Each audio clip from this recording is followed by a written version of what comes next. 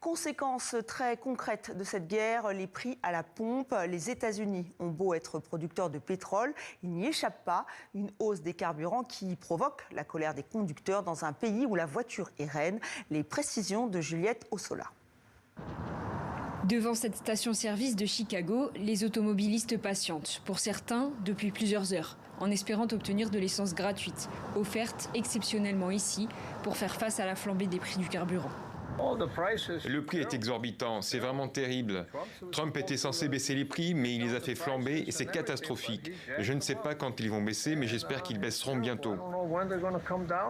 Depuis le début de la guerre entre les États-Unis et l'Iran, les prix à la pompe ont bondi de 25% aux États-Unis et dépassent désormais les 4 $ le gallon, pour la première fois depuis 2022.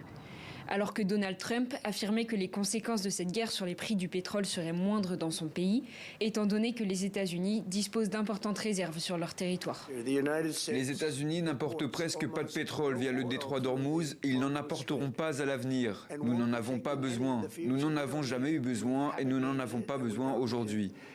Cette augmentation est pourtant nettement supérieure à celle que connaissent les pays d'Europe notamment. En France, par exemple, la hausse est limitée à 15%. La différence s'explique par les taxes appliquées sur le carburant. En France, les taxes sont très élevées. Donc, le pétrole représente une petite part du prix. Aux États-Unis, c'est le contraire. Les taxes sont faibles, donc le prix à la pompe dépend plus du pétrole. Je déteste ça, vous voyez ce que je veux dire? Il faut qu'il fasse quelque chose, c'est tout simplement insupportable. À qui la faute? Nous tenons Trump pour responsable de cela. À l'approche des élections de mi-mandat qui auront lieu en novembre prochain, la popularité du locataire de la Maison-Blanche est en jeu.